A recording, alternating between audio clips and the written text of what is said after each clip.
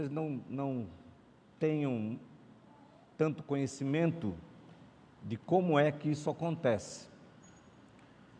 Pregar um sermão não é uma coisa simples, é uma responsabilidade grande, ainda mais numa congregação como a nossa, que tem tanta gente que conhece a palavra de Deus, e qualquer escorregada que a gente dê, nós seremos julgados. Não apenas isso, a seriedade da palavra de Deus também. Nós aqui na igreja, nós procuramos pregar sermões bíblicos. Eu não estou aqui falando de estilo de sermões como expositivos, temáticos, mas sermões bíblicos, que expliquem a palavra de Deus de forma clara e aplique-a para as nossas vidas. Eu gosto muito de aplicar a palavra de Deus para nós. E essa série, ela quase que nos obrigou a olhar pontualmente, de forma temática, para cada ponto, para cada obra da carne, para cada marca do fruto do Espírito. Então hoje nós vamos falar sobre fidelidade. É um ponto, é um dos temas desses versículos que nós vamos ler daqui a pouco. Eu sei que os irmãos compreendem isso, e a ideia é que a gente entenda bem. Então, se você quiser juntar tudo isso, entender o texto como um todo, você vai até o nosso YouTube e está lá, toda a série de sermões está gravada lá, para que você possa assistir, tá bom? Então hoje nós vamos falar sobre fidelidade, esse tema tão importante para o nosso tempo. Obras da carne versus fruto do Espírito. Vamos ler então Gálatas 5, 16 a 23, diz assim a palavra de Deus: Por isso vos digo, vivam pelo Espírito, e de modo nenhum satisfarão os desejos da carne, pois a carne deseja o que é contrário ao Espírito, e o Espírito o que é contrário à carne. Eles estão em conflito um com o outro, de modo que vocês não fazem o que desejam. Mas, se vocês são guiados pelo Espírito, não estão debaixo da lei. Ora, as obras da carne são manifestas: imoralidade sexual, impureza e libertinagem, idolatria e feitiçaria, ódio, discórdia, ciúmes, ira, egoísmo, dissensões, facções e inveja, embriaguez, orgias e coisas semelhantes. Eu os advirto, como antes já os adverti, que os que praticam essas coisas, não herdarão o reino de Deus. Mas o fruto do Espírito é amor, alegria, paz, paciência, amabilidade, bondade, fidelidade, mansidão e domínio próprio. Contra essas coisas não há lei. Que Deus nos abençoe e fale no nosso coração por meio da sua palavra. Hoje, eu tenho tanta coisa prática para compartilhar com vocês, que eu decidi dar uma resumida aqui no miolo do sermão, para deixar chicotada só para o final. Então segure-se nas cadeiras, que hoje a coisa vai ser pesada aqui, tá bom? Eu tenho palavras especiais para os homens, para as mulheres, para maridos e mulheres, para filhos, para irmãos. Vamos ver tudo isso de acordo com o que a palavra de Deus nos ensina. Então eu vou começar explicando o significado dessa palavra, fidelidade. A palavra fidelidade no Novo Testamento é traduzida do grego pistis, que significa fé, confiança, lealdade, confiabilidade. O termo aqui envolve uma adesão firme às promessas, um compromisso contínuo com a verdade e com o que é correto. Na perspectiva bíblica mais ampla, a fidelidade é tanto a confiança que depositamos em Deus, quanto a confiabilidade que demonstramos em nossa conduta diária. Não é apenas uma qualidade interior, mas é uma expressão prática, cuja raiz está profundamente fincada no caráter cristão e que é produzida pelo Espírito Santo. Eu creio que eu nem preciso gastar saliva aqui explicando mais, né? Está bem claro o significado dessa palavra. Mas então, quais são os nossos pontos fracos? Onde é que a gente peca? Nós temos pontos cegos quando o assunto é fidelidade? Nós temos. O primeiro ponto fraco é este. Um dos grandes problemas da nossa geração é que fomos ensinados que o alvo maior da nossa vida é sermos felizes. Esse é um problema.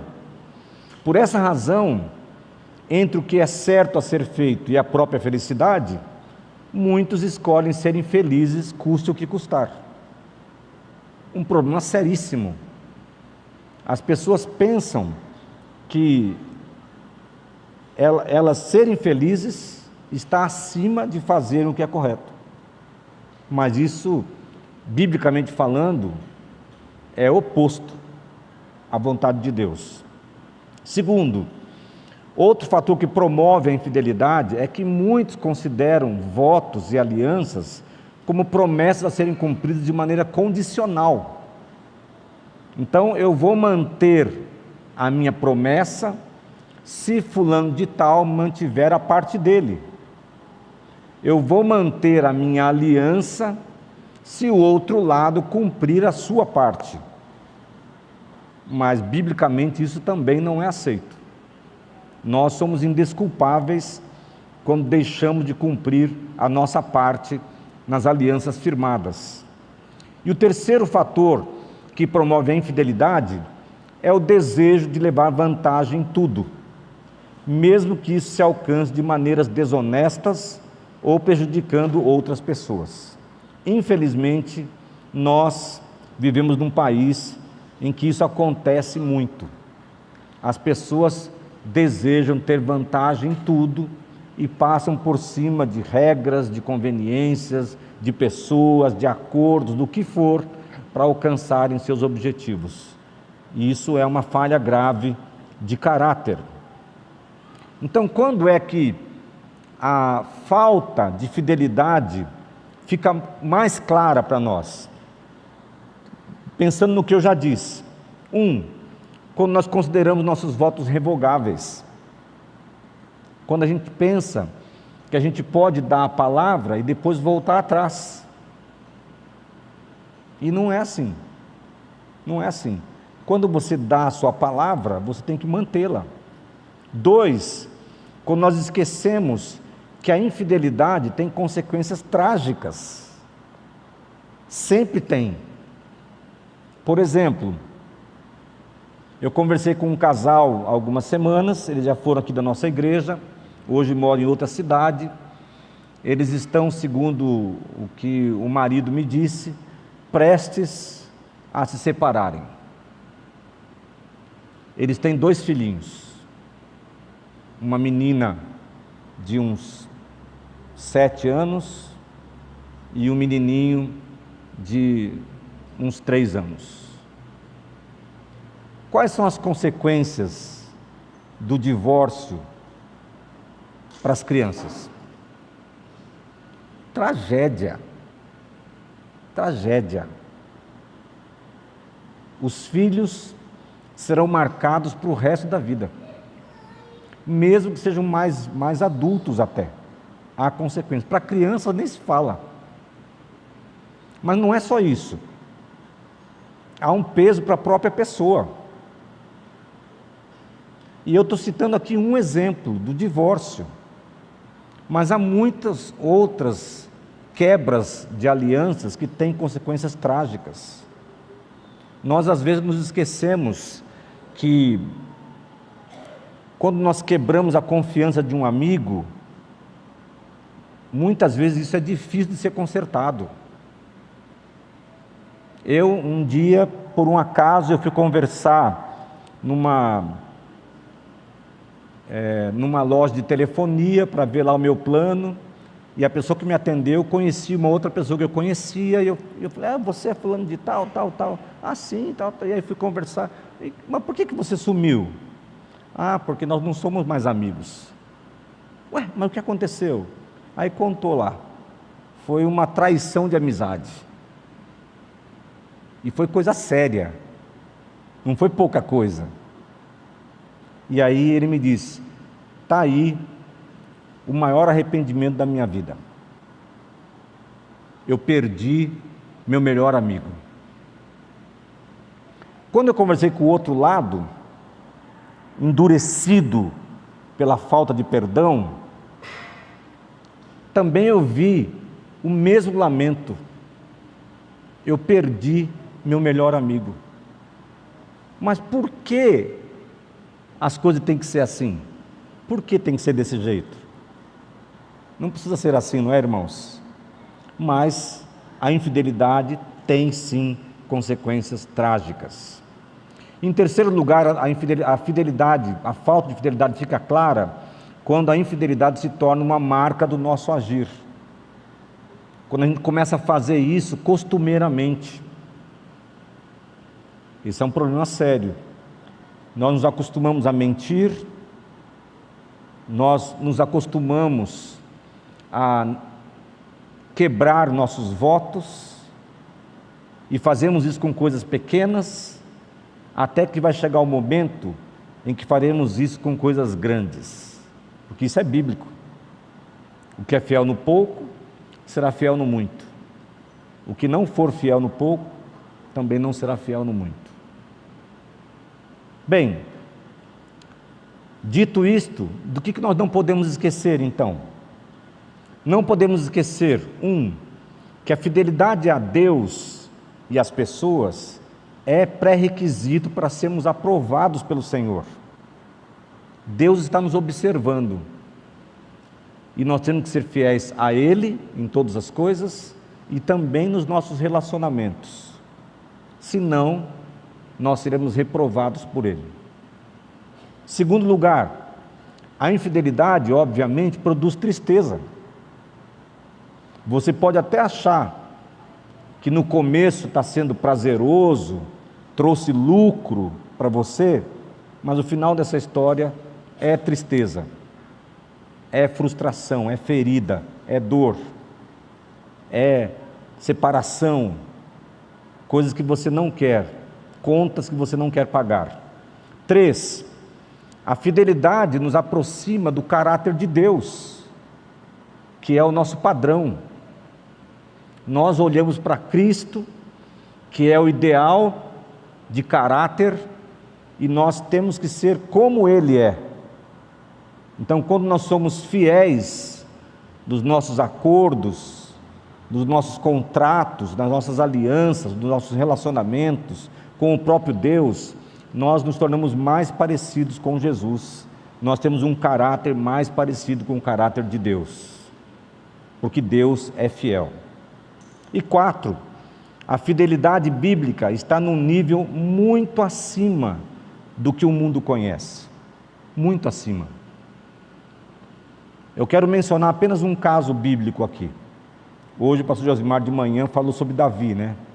Vou pegar aqui carona no que ele falou e vou lembrar um episódio que, quando o pastor Josimar contou a história, né, que Davi teve a oportunidade de matar Saul, que era o rei, e que estava procurando matá-lo, perseguindo Davi. Davi teve a oportunidade de matá-lo, mas não o fez. E nesse episódio houve uma conversa. No final da história, Davi falou assim: olha aqui, rei, eu tive a oportunidade de te matar, a tua vida estava nas minhas mãos, mas eu não o fiz, porque eu reconheço que tu, ó rei, fostes ungido como rei, o lugar é teu, Deus o pôs aí, e não meu. O meu vai chegar na hora de Deus, agora é teu lugar. E aí então Saul se comprometeu a parar de perseguir Davi, e Davi também se comprometeu a quando ele subisse ao trono, a ele não destruir a família de Saul.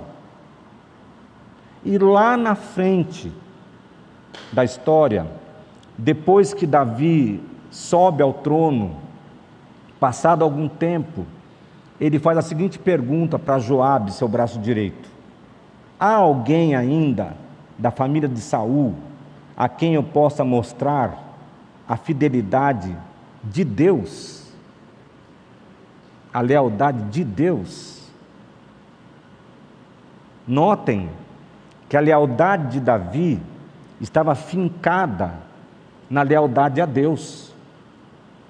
Ele fez uma promessa para Saul e ele mantinha suas promessas.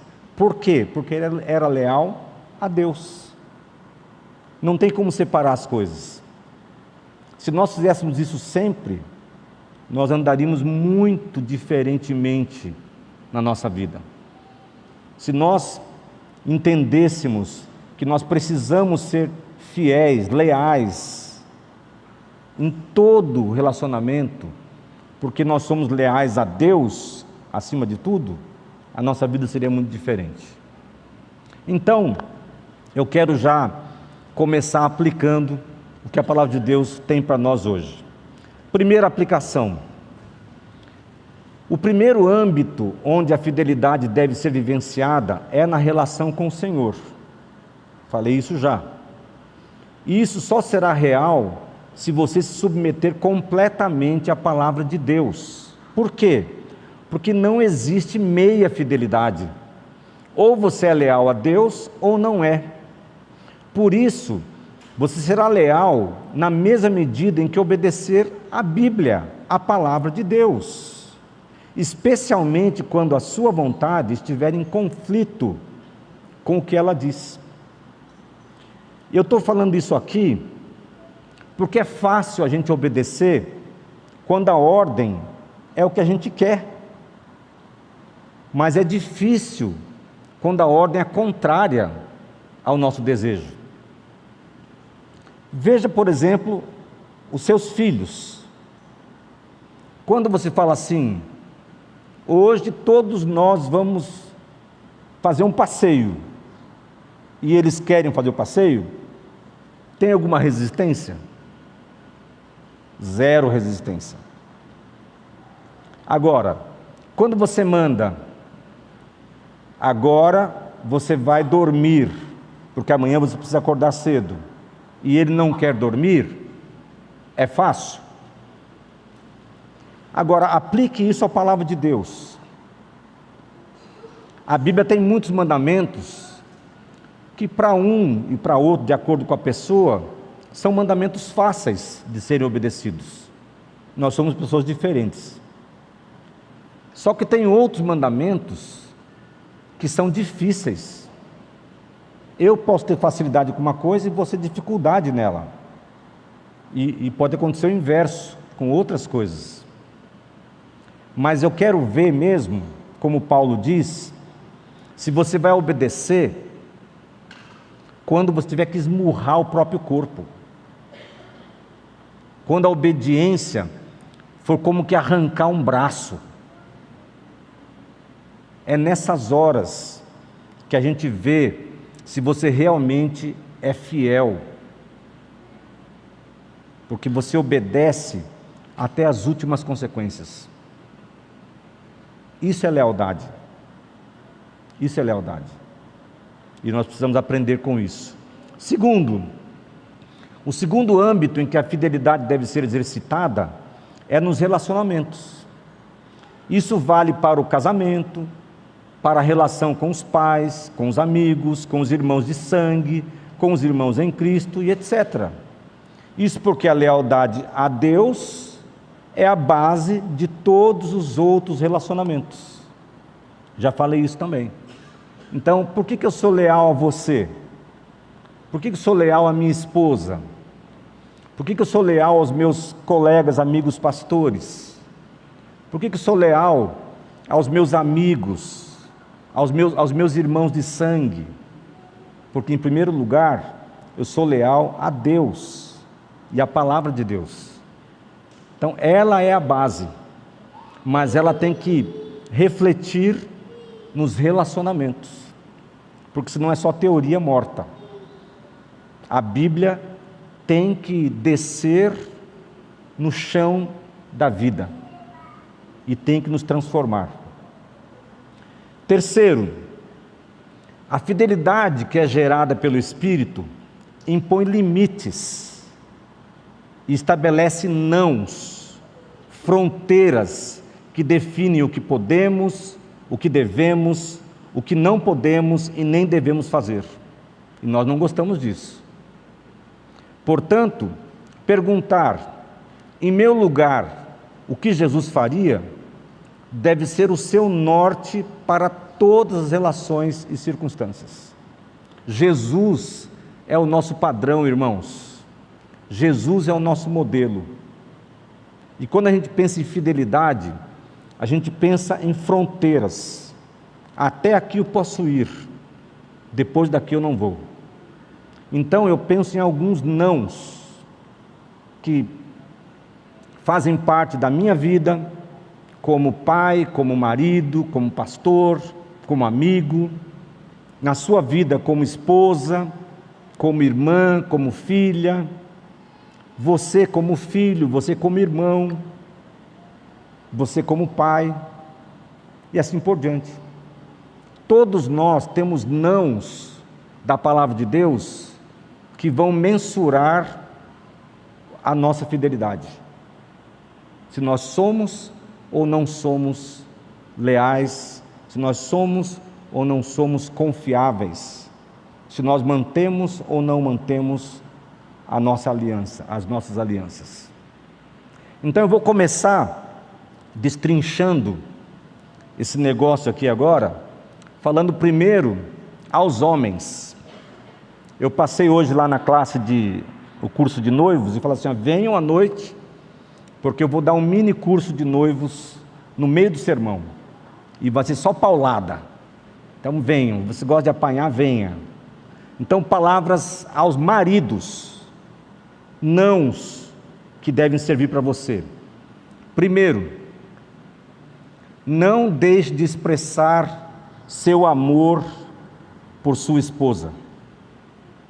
Não deixe de expressar seu amor por sua esposa. Efésios 5:25 diz assim: maridos, cada um ame a sua esposa como Cristo amou a igreja, ele entregou a vida por ela.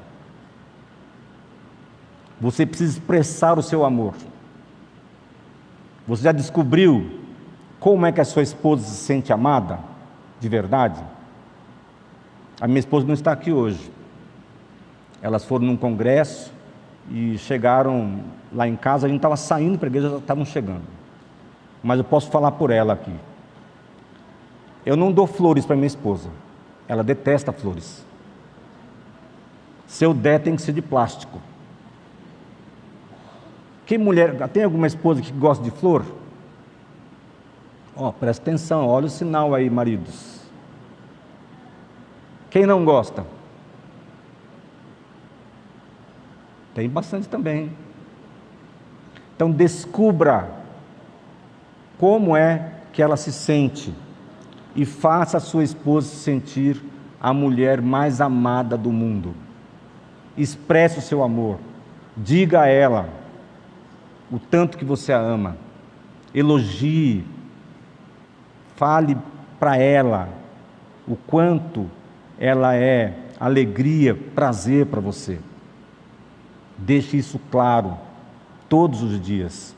Uma vez eu vi uma história de um pastor que estava lidando com um conflito de casal, e aí então a esposa reclamou: mas pastor, ele não fala que ele me ama. Lembra dessa história, pastor Josmar?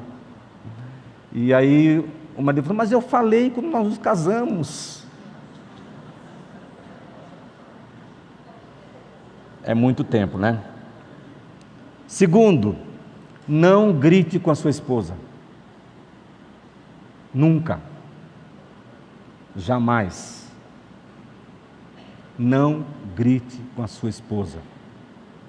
Se você tem feito isso, pare em nome de Jesus. Isso é pecado. Você está ferindo a sua esposa. Olha o que diz Provérbios 15:1. A resposta gentil desvia o furor, mas a palavra ríspida desperta a ira. As mulheres, elas têm uma sensibilidade muito grande. Agora, você quer ver uma pessoa brava de verdade? Tire a sua esposa do sério. E você verá, você vai conhecer a fúria. O que é fúria? E aqui, irmãos, é uma questão de sabedoria. Às vezes, nós homens, nós temos um ímpeto, uma força na voz que assusta. E você não tem o direito de falar com a sua esposa levantando a voz para ela, de forma desrespeitosa. Ah, pastor, mas você não sabe o que ela falou. Não importa o que ela falou, não importa o que ela fez. Lembre-se, o seu pacto não é condicional. Você tem que mantê-lo. Faça a sua parte. 3. Não tenha segredos com a sua esposa. Gênesis 2:24 diz assim: por isso o homem deixa pai e mãe e se une à sua mulher, e os dois se tornam uma só pessoa. Uma só pessoa. Não tenha segredos com a sua esposa. Abra o coração para ela, conte como foi o seu dia, fale dos seus perrengues, fale inclusive do que está passando no seu coração. Claro, com sabedoria, porque ninguém consegue ouvir toda a verdade em algumas situações de uma vez só. Então seja sábio, mas não tenha segredos com a sua esposa. 4. Não fale mal da sua esposa para outros, antes defenda-a perante todos. Olha o que diz 1 de Pedro 3,7. Da mesma forma, vocês, maridos, honrem sua esposa. Honrem sua esposa. Sejam compreensivos no convívio com ela, pois ainda que seja mais frágil, mais delicada que vocês, ela é igualmente participante da dádiva de nova vida concedida por Deus. Tratem-na de maneira correta, para que nada impeça as suas orações. Ou seja, quando você trata mal a sua esposa, quando você fala da sua esposa para outros, quando você reclama abertamente, duramente para outros da sua esposa, você tem as suas orações impedidas. Porque Deus não admite infidelidade. O casamento é um símbolo da união entre Cristo e a igreja. E aí está a santidade do casamento. Portanto, homens, não falem mal da sua esposa. Pelo contrário, defenda a sua esposa. Sempre, sempre. Eu já ouvi coisas assim, de mulheres falando mal dos maridos, e maridos falando mal das mulheres, e usando a desculpa da oração. É para você orar por ele, por ela. Não faça isso. Não faça isso. Seja honesto. E fale bem, não fale mal. Porque afinal de contas, é sua esposa. Também, homens, falando de fidelidade ainda, não deixe vaga a liderança espiritual da sua casa. 1 Coríntios 11:3 diz assim: quero, porém, que entendam que o cabeça de todo homem é Cristo, o cabeça da mulher é o homem, e o cabeça de Cristo é Deus. Então, há uma liderança espiritual dentro de cada casa cristã, e a liderança é do homem. Homens, não deixem vaga a liderança da sua casa. Quem é que tem que trazer a família para a igreja? É você, marido. Quem tem que puxar os filhos para ter uma vida com Deus?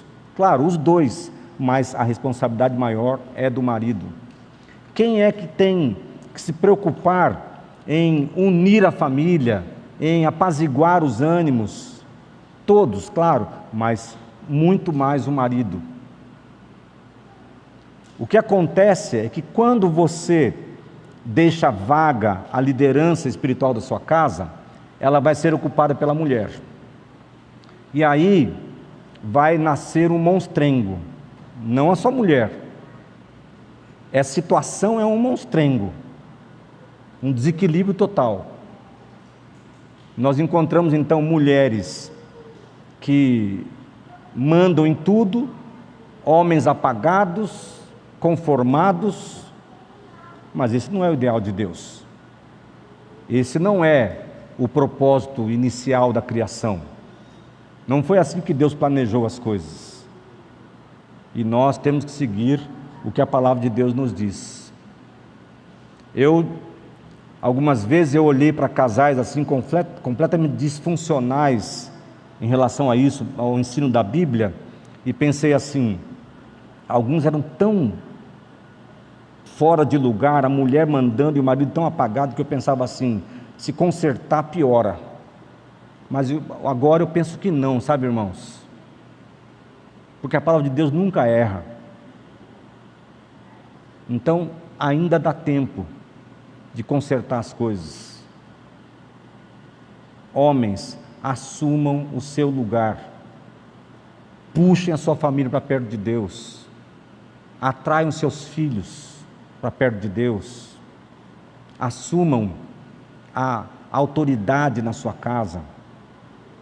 As conversas difíceis, você é que tem que ter, mas sempre considerando a delicadeza da sua esposa, sempre considerando que ela é a parte mais delicada. E finalmente para os homens, último não aí para os homens, não embruteça a sua esposa, antes trate-a como a parte mais delicada. Mais uma vez, 1 de Pedro 3,7. O que acontece, nós ouvimos isso aqui na sexta-feira, no encontro de homens. Você devia ter vindo se você não veio. Nós ouvimos aqui uma palavra muito boa sobre isso. O que acontece é que quando o homem deixa vaga o seu papel de autoridade dentro de casa, a mulher assume. Só que isso produz mulheres cansadas, estressadas, moídas emocionalmente, porque elas não foram criadas para isso, homens apagados, indiferentes, sem direção. Aí, por exemplo, lá em casa é assim, a Juliana fala assim, aconteceu tal coisa, precisa conversar com tal pessoa. Fala assim, chá com o papai aqui. É comigo, irmãos. A conversa é difícil, sou eu que sou homem. Eu assumo meu lugar. Aconteceu um problema, quem vai resolver? O problema é difícil? Sou eu. Não tem nem conversa. Eu faço tudo para proteger a minha esposa. Tudo para que ela não seja exposta. Eu não posso jogá-la na fogueira. Essa é minha responsabilidade. É nossa, como homens, como maridos. Não fuja da sua responsabilidade. Porque quando você faz isso, a mulher vai embrutecendo. Vai se tornando dura nos relacionamentos. E vai sofrendo. Ela tem que ser protegida. Eu não estou falando que as mulheres não têm capacidade, têm muita capacidade. Em muitas coisas elas são infinitamente melhores que nós. Cada um tem seu papel. O que seria de nós se não fossem nossas esposas? Se a gente tirasse as esposas dos nossos lares? Eu estava perdido. Literalmente. Elas têm um papel essencial, mas este é o seu papel. E você tem que assumir o seu posto. Para não ficar só dando paulada nos homens, vou falar das mulheres agora. Os nãos para as mulheres, para elas serem leais, fiéis à sua aliança no casamento. Primeiro, não deixe de honrar o seu esposo e de respeitar a sua liderança. Eu sei que hoje em dia o mundo empurra as mulheres para assumir esse papel desequilibrado, que não é o que a Bíblia ensina. E o papel de submissão na Bíblia não quer dizer que as mulheres estão embaixo e os homens em cima. Não, eles estão lado a lado, debaixo de uma só missão. Mas cada um tem a sua parte. Se o marido é o líder espiritual da casa, o seu papel é respeitar a sua liderança.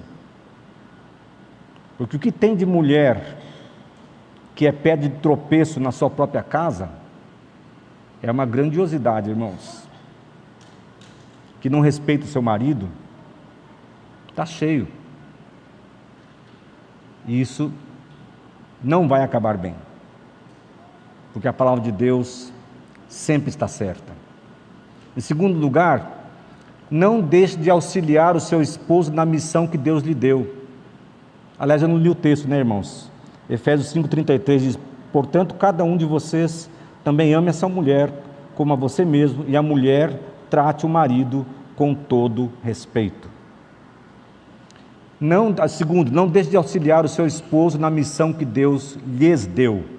Gênesis 2,18 diz assim: então o Senhor Deus declarou: não é bom que o homem esteja só, farei para ele alguém que o auxilie e lhe corresponda, ou lhe seja idônea,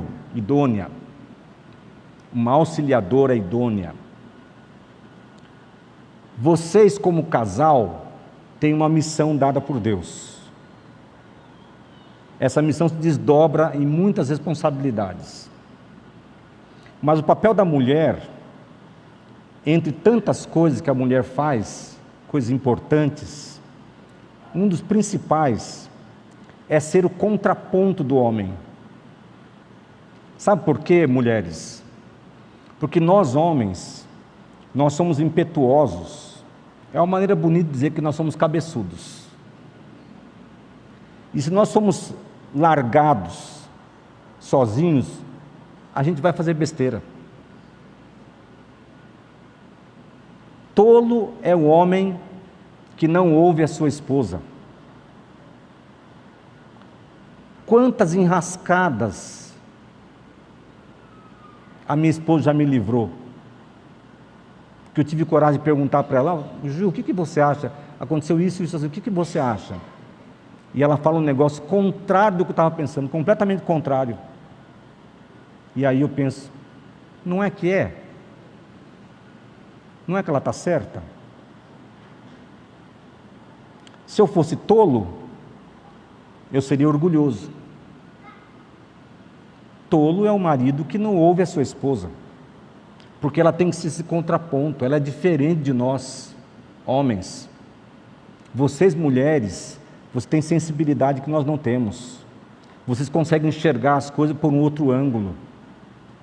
Então, com todo o jeitinho que vocês têm, com toda a sabedoria vinda de Deus, com todo o amor, não deixe de falar para o seu marido quando ele estiver indo por um caminho errado.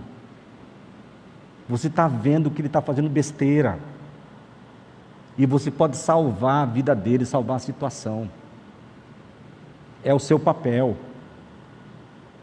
Se você não cumprir o seu papel, a família inteira vai sofrer. Deus deu essa responsabilidade a você. Você tem que ser essa auxiliadora que corresponde ao marido, idônea, preparada para ele. Esse é o papel. 3. Não deixe a chama da intimidade apagar.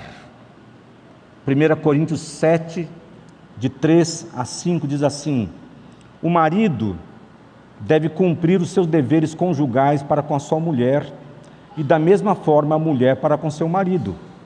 Todo mundo entende isso aqui, né, gente? A mulher não tem autoridade sobre o seu próprio corpo. Só para quem não entendeu, está falando de sexo aqui, tá? A mulher não tem autoridade sobre o seu próprio corpo, mas sim o marido. Da mesma forma, o marido não tem autoridade sobre o seu próprio corpo, mas sim a mulher. Não se recusem um ao outro, exceto por mútuo consentimento e durante certo tempo, para se dedicarem à oração. Depois, unam-se de novo, para que Satanás não os tente por não terem domínio próprio. Ah, muito bem, pastor Clóvis. Você fala isso aqui só para as mulheres, né? Por que você não falou lá para os homens? Porque para os homens não precisa. Às vezes precisa, estou brincando. Às vezes precisa. Mas geralmente, para os homens não precisa. Se você está se recusando ao seu esposo, você está pecando contra ele e contra Deus. Se você está se recusando ao seu esposo, você está colocando-o numa posição de vulnerabilidade. E se ele não tiver domínio próprio suficiente, ele vai pecar. Então, se manter a chama da intimidade sexual no casamento é responsabilidade dos dois, e nós sabemos que a mulher tem uma influência muito grande. Então, não se recuse ao seu esposo. Para de falar que está com dor de cabeça, que está cansada.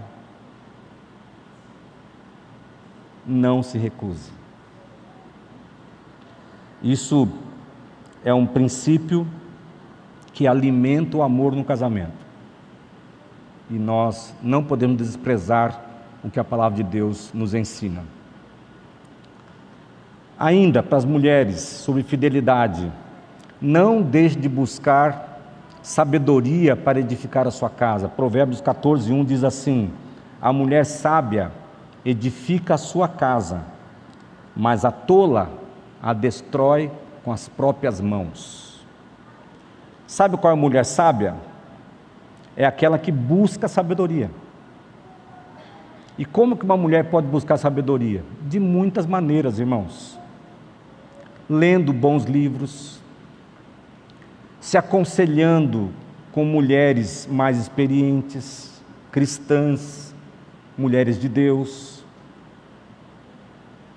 buscando ajuda quando necessário,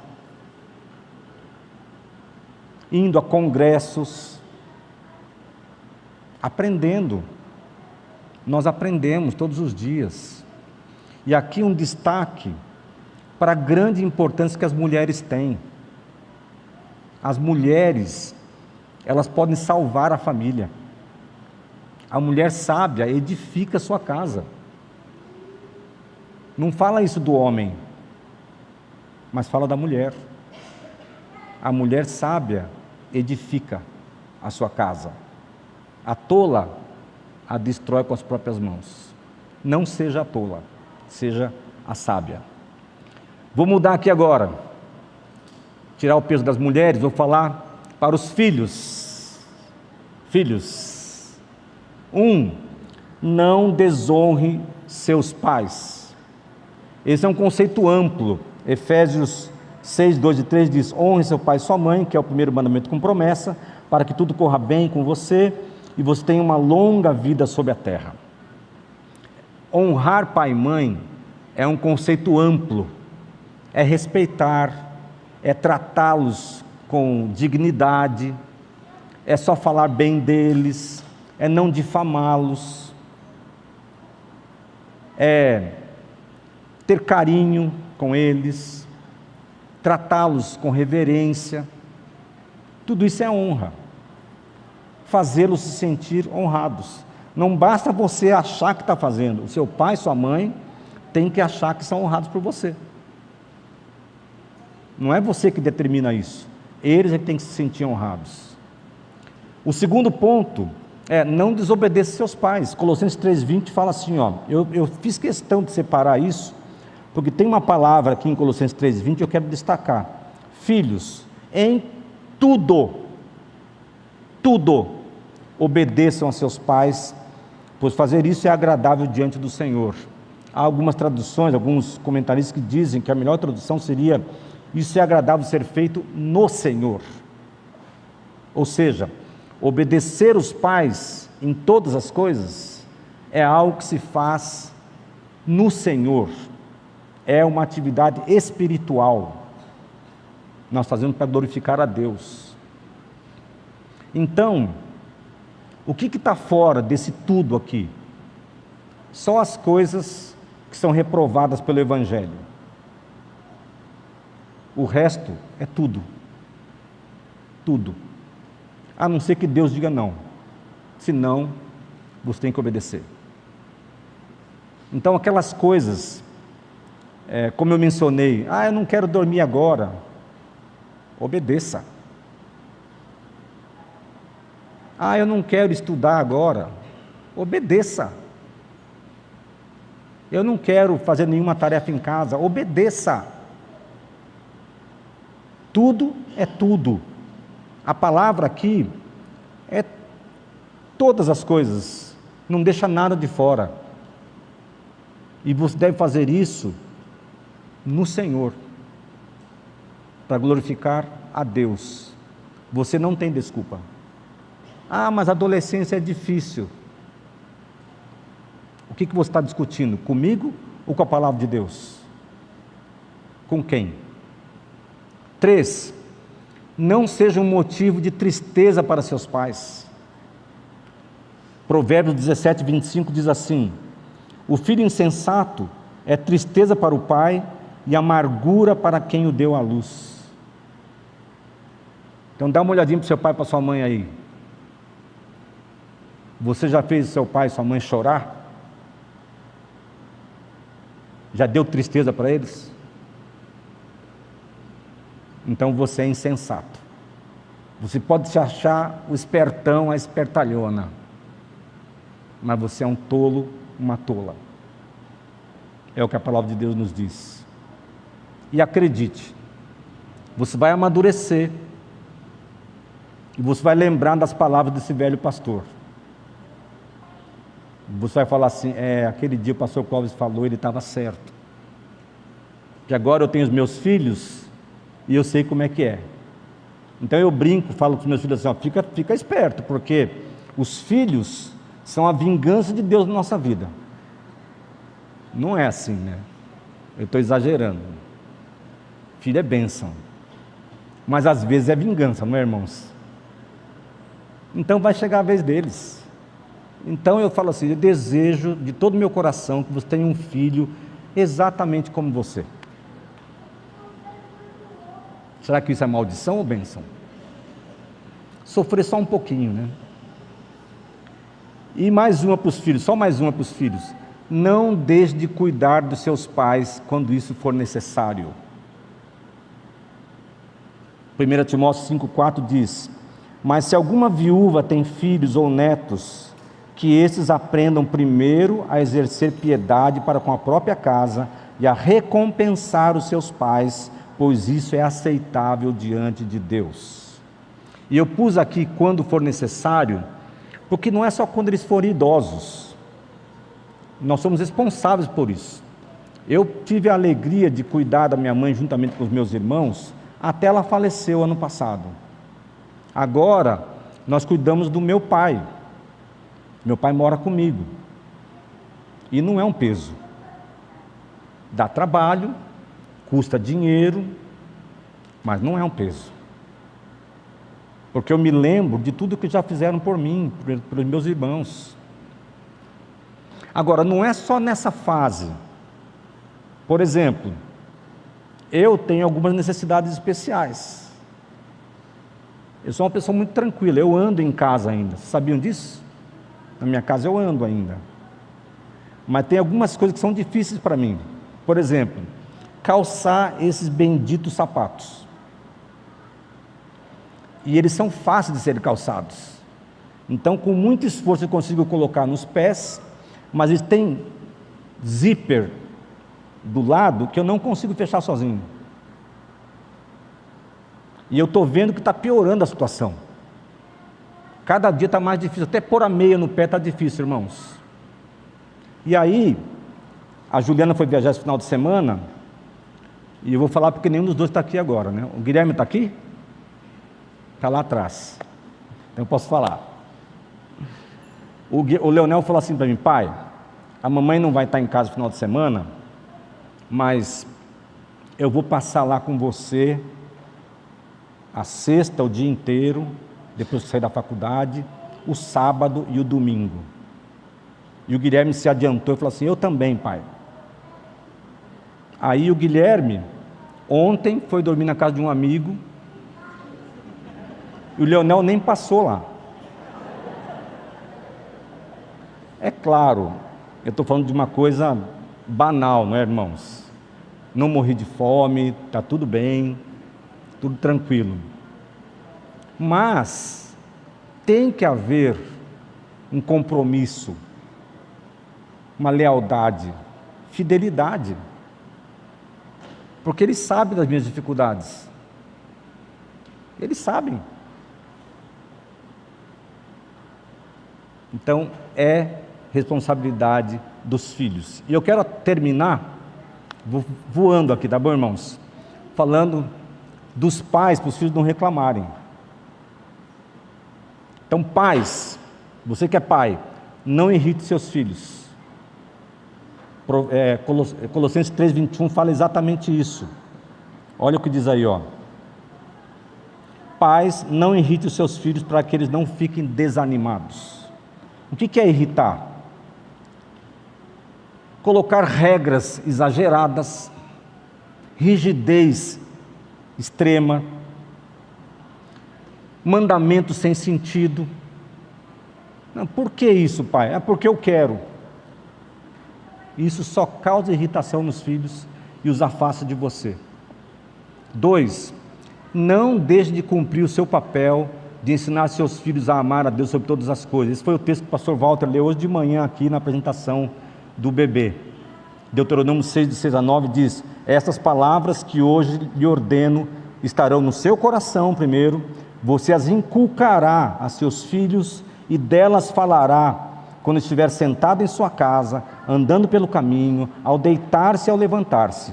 Também deve amarrá-las como um sinal em sua mão, e elas lhe serão por frontal entre os seus olhos, e você as escreverá nos umbrais de sua casa e nas suas portas. Então, não se desvie da sua responsabilidade de levar aos seus filhos o ensinamento de que eles precisam amar a Deus sobre todas as coisas. E terceiro, não abandone o seu posto de autoridade sobre os seus filhos. Provérbios 29:15 diz: a vara e a disciplina dão sabedoria, mas a criança entregue a si mesma envergonha a sua mãe. Uma criança largada, que não tem nem pai nem mãe, para dizer não para ela, vai envergonhar o pai e a mãe. Então, não abandone o seu posto.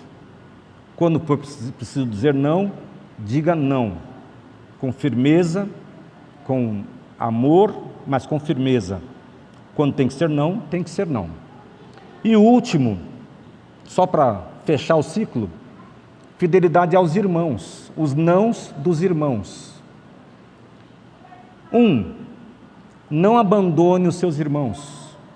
Gênesis 4:9 diz assim: disse o Senhor a Caim: onde está Abel teu irmão? Ele respondeu: não sei. Acaso sou eu o tutor do meu irmão? Isso aqui é aquela história do primeiro assassinato do mundo. Um irmão matou o outro. E é interessante que eles não mataram por causa de herança, não mataram por causa de uma namorada, né? Não mataram por causa de uma aposta. Ele matou por causa de um culto. Por causa de um culto. E quando Deus foi falar com ele, Deus não quis falar de culto. Deus só perguntou uma coisa: onde está o teu irmão? Isso nos ensina que isso é importante para Deus. Onde está o teu irmão? Você não pode abandonar seus irmãos, porque Deus vai querer saber isso de você. Onde está o teu irmão? Em segundo lugar, por isso mesmo, não guarde rancores dos seus irmãos, antes perdoe-os sempre. Gênesis 50:19 é a história em que José perdoa os seus irmãos. Ele diz lá: não tenham medo de mim, por acaso sou Deus para castigá-los?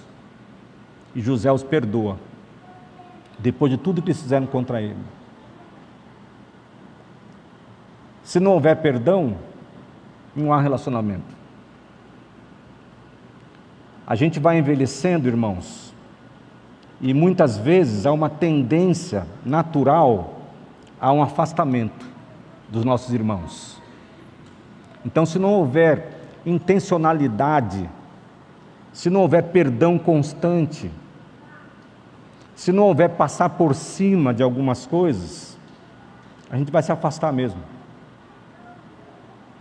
Então decida sempre perdoar os seus irmãos, porque no final das contas, o que Deus vai perguntar para você é: onde estão os teus irmãos?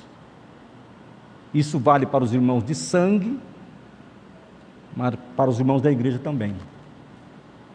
A gente às vezes tem umas brigas tão sem pé nem cabeça, e a gente se afasta. Eu já contei aqui uma vez que eu tenho um caso de uma tia, duas tias que brigaram, e ficaram 10 anos sem se falar. Isso afetou os filhos das duas. Aí depois de muitos anos, elas se perdoaram, né? Voltaram a conviver. E um dia eu tomei coragem e perguntei para uma delas por que elas tinham brigado. Ela falou: você acredita que eu não lembro? Quer dizer, foi uma coisa sem importância, que elas deixaram tomar um volume, e aquilo atrapalhou 10 anos da vida delas. 10 anos. Então, não deixe isso acontecer na sua família. Não vire as costas para os seus irmãos. Perdoe-os. Não os abandone. Porque o que Deus quer saber é onde eles estão. Amém? Vamos ficar em pé, nós vamos orar. A equipe pode subir já.